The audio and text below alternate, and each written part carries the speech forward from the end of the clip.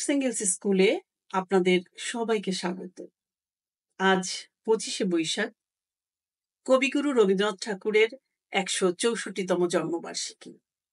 কবিগুরুর জন্মদিনে তাকে গভীর শ্রদ্ধার সাথে স্মরণ করছি। আজকের আলোচনায় আমরা দেখার চেষ্টা করব একজন মার্ক্সবাদীর দৃষ্টিতে রবীন্দ্রনাথ কেমন ছিলেন। গত শতকের 40-এর দশকে মার্ক্সবাদীরা রবীন্দ্রনাথকে বুর্জোয়া কবি মনে করে তাকে বর্জন করার প্রবণতা দেখিয়েছেন। এটা ছিল মার্ক্সবাদী অতি বাম সংকীর্ণতা। পাকিস্তানপন্থীরা রবীন্দ্রনাথকে হিন্দু কবি মনে করেছেন। অন্যদিকে আরেক ধরনের উচ্চশিক্ষিত অতি ভক্তের দল আছে, যারা রবীন্দ্রনাথকে সংকীর্ণ গণ্ডির মধ্যে আটকে রাখতে চায়। একজন বিপ্লবী সৃজনশীল ধারার মার্ক্সবাদী হিসেবে আমরা রবীন্দ্রনাথকে বিচার করব যেভাবে মার্কস, এঙ্গেলস, লেনিন শিল্প সাহিত্যের বিচার করেছেন। আমাদের কাছে রবীন্দ্রনাথ বাংলার নবযুগের প্রগতিশীল উদারনৈতিক চেতনার এক উজ্জ্বল মানবিক প্রতিনিধি। গতি ও পরিবর্তনশীলতার মধ্যে দার্শনিক চিন্তায় রবীন্দ্রনাথ দান্দিকতার স্বাক্ষর রেখেছেন। মানব হৃদয়ের ভাব এবং এই জীবন ও জগৎ অর্থাৎ বস্তুবাদিতাকে তিনি অপূর্ব দান্দিকতায় মেলে ধরেছেন। শিল্প সাহিত্যের এমন কোনো দিক খুঁজে পাওয়া যাবে না যেখানে রবীন্দ্রনাথের বিচরণ ছিল না। ছোট গল্প, কাব্য, উপন্যাস, নাটক সকল ক্ষেত্রে তিনি সাধারণ মানুষের দুঃখ বেদনা, হাসি আনন্দ শৈল্পিকভাবে তুলে ধরেছেন। রবীন্দ্রনাথের বহু ছোট গল্প বিশ্ব সাহিত্যের অমূল্য সম্পদ হয়ে আছে। রবীন্দ্রনাথের কাব্যের দিকে যদি তাকাই, মানসী থেকে খনিকা পর্যন্ত রবীন্দ্রনাথ অনবদ্য রোমান্টিক কবি। মার্কস রোমান্টিকতাকে পছন্দ করতেন। শেলি এবং বায়রনের রোমান্টিকতা মার্কস এঙ্গেলসের ভূয়সী প্রশংসা লাভ করেছিল।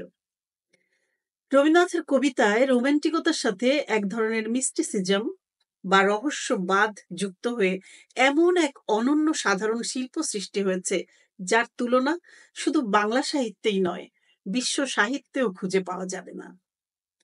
খেয়া থেকে গীতাঞ্জলি, গীতিমাল্য, গীতালি, বলাকা এই পর্যন্ত তিনি আধ্যাত্মিক জগতের। কিন্তু রবীন্দ্রনাথের আধ্যাত্মিক প্রেরণা কোনোই সংকীর্ণ ধর্মীয় গণ্ডির মধ্যে খুঁজে পাওয়া যাবে না। এই আধ্যাত্মিকতার মধ্যে শৈল্পিকতা ও দান্দিকতার কোথাও কোনো ঘাটতি নেই। পলাতকায় রবীন্দ্রনাথ ফিরে এসেছেন ধুলো মাটির পৃথিবীতে, মানুষের কাছে।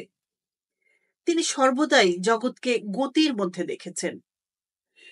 কাব্যের রবীন্দ্রনাথ বহুমুখী প্রতিভার অধিকারী, বিচিত্রতার প্রকাশ। সাম্রাজ্যবাদের দস্যুবৃত্তির বিরুদ্ধে সবচেয়ে শক্তিশালী কবিতা হচ্ছে আফ্রিকা কবিতাটি। আশ্চর্য বলিষ্ঠ ভাষায় কবি আফ্রিকা মহাদেশে পশ্চিমা সাম্রাজ্যবাদী শোষণ ও লুণ্ঠনের বর্ণনা দিয়েছেন।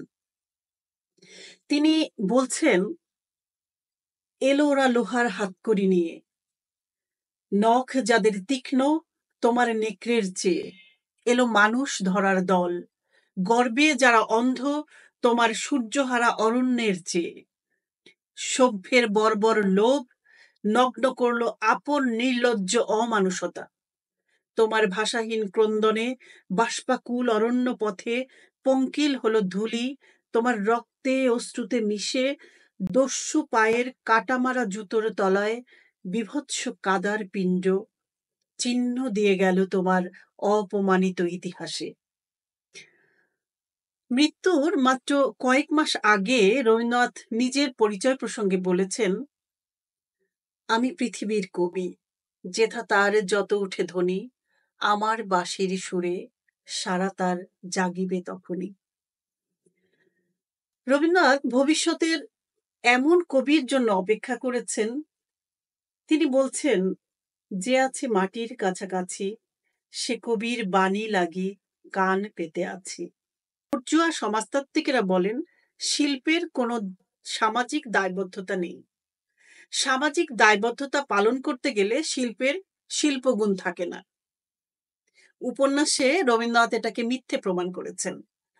ঘরে বাইরে এবং গোড়া উপন্যাসে রবীন্দ্রনাথ দান্দিকভাবে সমাজ ও মানব চরিত্র বিশ্লেষণ করেছেন।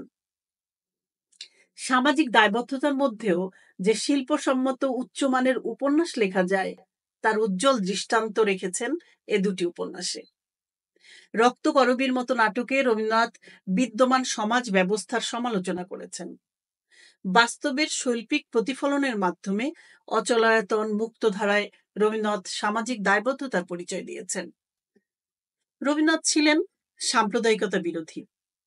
হিন্দু মুসলমানের বিভাজন রবীন্দ্রনাথকে উদ্বিগ্ন করত। রবীন্দ্রনাথের মধ্যে হিন্দুত্ববাদী প্রভাব থাকলেও তিনি কখনোই সাম্প্রদায়িক ছিলেন না।